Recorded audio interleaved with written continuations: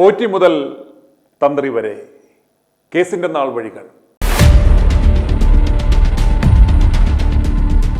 ശബരിമല സ്വർണ്ണക്കൊള്ള പുറംലോകമറിഞ്ഞത് കഴിഞ്ഞ വർഷം സെപ്റ്റംബറിൽ ദ്വാരപാലക ശില്പങ്ങളിലെ പാളികൾ സ്വർണം പൂശുവാൻ ചെന്നൈയിലേക്ക് കൊണ്ടുപോയത് അനുമതിയില്ലാതെയാണെന്ന ദേവസ്വം സ്പെഷ്യൽ കമ്മീഷണർ കോടതിയെ അറിയിച്ചതോടെയാണ്.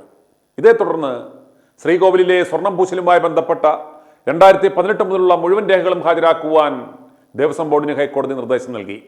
തുടർന്ന് രേഖകൾ പരിശോധിച്ചപ്പോൾ പാളികളുടെ തൂക്കത്തിൽ സാരമായ വ്യത്യാസം കണ്ടെത്തിയ കോടതി വിഷയം അന്വേഷിക്കുവാൻ ഒരു സ്പെഷ്യൽ ഇൻവെസ്റ്റിഗേഷൻ ടീമിനെ നിയോഗിക്കുകയായിരുന്നു. സർക്കാരിനും കാര്യമായി ഇടപെടാൻ പറ്റിയില്ല. ഇതോടെയാണ് സ്പോൺസർ ഉണ്ണികൃഷ്ണൻ പോറ്റി എന്ന പേര് ഉയർന്നു വന്നത്. ദ്വാരപാലക ശില്പങ്ങളുടെ പീഠം താൻ ശബരിമലയ്ക്ക് നൽകിയിരുന്നുവെന്നും അത് കാണാനില്ലെന്നും പോറ്റി പറഞ്ഞു. പിന്നീട് ഈ പീഠം ഉണ്ണികൃഷ്ണൻ പോറ്റിയുടെ സഹോദരിയുടെ വീട്ടിൽ നിന്ന് തന്നെ കണ്ടെത്തി.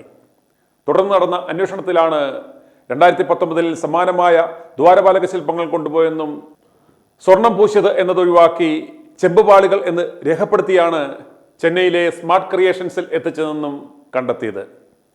ഹൈക്കോടതിയുടെ മേൽനോട്ടത്തിൽ SIT നടത്തുന്ന അന്വേഷണത്തിൽ തന്ത്രി കണ്ഠരര് രാജീവരുൾപ്പെടെ 11 പേരാണ് ഇതുവരെ അറസ്റ്റിലായിരിക്കുന്നത്. ഇനി അന്വേഷണത്തിന്റെ നാൾവഴികളിലേക്ക്. 2019 ശബരിമല ക്ഷേത്രത്തിലെ ദ്വാരപാലക ശില്പങ്ങളും ശ്രീകോവിലിന്റെ കട്ടിളയും സ്വർണം പൂശാനായി ചെന്നൈയിലേക്ക് കൊണ്ടുപോയതിൽ വൻ ക്രമക്കേട് നടന്നതായി ഹൈക്കോടതി കണ്ടെത്തി. അതിനെപ്പറ്റി വിശദമായ അന്വേഷണം നടത്തണമെന്ന് ഹൈക്കോടതി ഉത്തരവിട്ടു. പ്രത്യേക അന്വേഷണ സംഘത്തെ SITയെയും രൂപീകരിച്ചു. ശില്പങ്ങളിലെ സ്വർണം പൂശലും നവീകരണ പ്രവർത്തനങ്ങളുമായി ബന്ധപ്പെട്ട് ഗൂഢാലോചന, വിശ്വാസവഞ്ചന, വ്യാജരേഖ നിർമ്മാണം, സ്വർണ്ണ ദുരുപയോഗം എന്നീ കുറ്റങ്ങൾ ചുമത്തി SIT കേസും രജിസ്റ്റർ ചെയ്തു. സ്വർണ്ണക്കവർച്ചയുടെ ഇടനിലക്കാരൻ എന്ന് കരുതപ്പെടുന്ന മുഖ്യപ്രതി ഉണ്ണികൃഷ്ണൻ പോറ്റിയെ ആദ്യം അറസ്റ്റ് ചെയ്യുന്നു.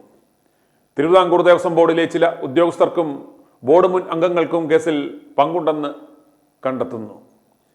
ദേവസ്വം ബോർഡ് മുൻ പ്രസിഡന്റും CPM നേതാവുമായ A. പത്മകുമാർ അടക്കമുള്ള അന്നത്തെ ദേവസ്വം ബോർഡ് അംഗങ്ങളെ ക്രൈംബ്രാഞ്ച് പ്രതിപട്ടികയിൽ ഉൾപ്പെടുത്തി ചോദ്യം ചെയ്യുകയും ചിലരെ അറസ്റ്റ് ചെയ്യുകയും ചെയ്തു. എന്നാൽ ദേവസ്വം മന്ത്രിയായിരുന്ന കടകംപള്ളിയെ ഇതുവരെ തൊട്ടിട്ടില്ല. ശില്പങ്ങൾ പൊതിഞ്ഞിരുന്ന സ്വർണ്ണപ്പാളികൾക്ക് പകരം ചെമ്പുപാളികൾ എന്ന് തെറ്റായി രേഖപ്പെടുത്തി കവർച്ചയ്ക്ക് കളമൊരുക്കി എന്നതായിരുന്നു പ്രധാന ആരോപണം. മോഷ്ടിക്കപ്പെട്ട സ്വർണത്തിന്റെ ഒരു ഭാഗം കേരളത്തിന് പുറത്തുള്ള ജ്വല്ലറികളിൽ നിന്ന് അന്വേഷണ സംഘം കണ്ടെത്തി. ഔദ്യോഗിക പദവി ദുരുപയോഗം ചെയ്തുവെന്ന കണ്ടെത്തലിനെ തുടർന്ന് അഴിമതി നിരോധന നിയമത്തിലെ പ്രിവെൻഷൻ ഓഫ് കറപ്ഷൻ ആക്ട് വകുപ്പുകൾ ഉദ്യോഗസ്ഥർക്കെതിരെ ചുമത്തി കേസെടുത്തു. സ്വർണവുമായി ബന്ധപ്പെട്ട കള്ളപ്പണ ഇടപാടുകൾ അന്വേഷിക്കുവാൻ എൻഫോഴ്സ്മെന്റ് ഡയറക്ടറേറ്റ് കേസിൽ ഇടപെട്ടു.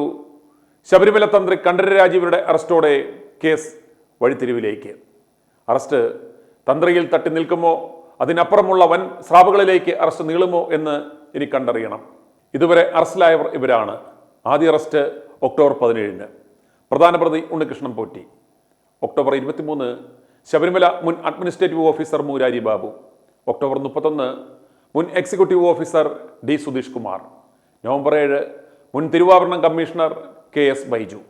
November 17 A. പത്മകുമാർ. ഡിസംബർ 17 മുൻ administrative officer S. Sreekumar. December 19 കർണാടകയിലെ ജ്വല്ലറി ഉടമ ഗോവർദ്ധനും പങ്കജ് ഭണ്ഡാരിയും. December 29 N. വിജയകുമാർ.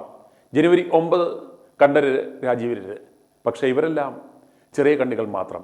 ആ പെരുങ്കടലിലേക്ക് ഇനിയും എത്തേണ്ടിയിരിക്കുന്നു. അതുപോലെ ശബരിമല സ്വർണ്ണക്കേസിൽ അറസ്റ്റിലായ തന്ത്രി കണ്ഠരര് രാജീവരെ റിമാൻഡ് ചെയ്തു.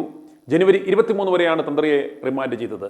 തന്ത്രിയെ തിരുവനന്തപുരം സ്പെഷ്യൽ സബ് ജയിലിലേക്ക് മാറ്റും.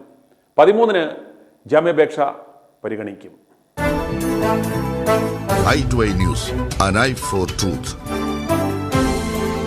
i2i News സബ്സ്ക്രൈബ് ചെയ്തിട്ടില്ലാത്തവർ ഇപ്പോൾ തന്നെ സബ്സ്ക്രൈബ് ചെയ്യുക. നോട്ടിഫിക്കേഷൻ ലഭിക്കുവാൻ ബെൽ ബട്ടണും അമർത്തുക.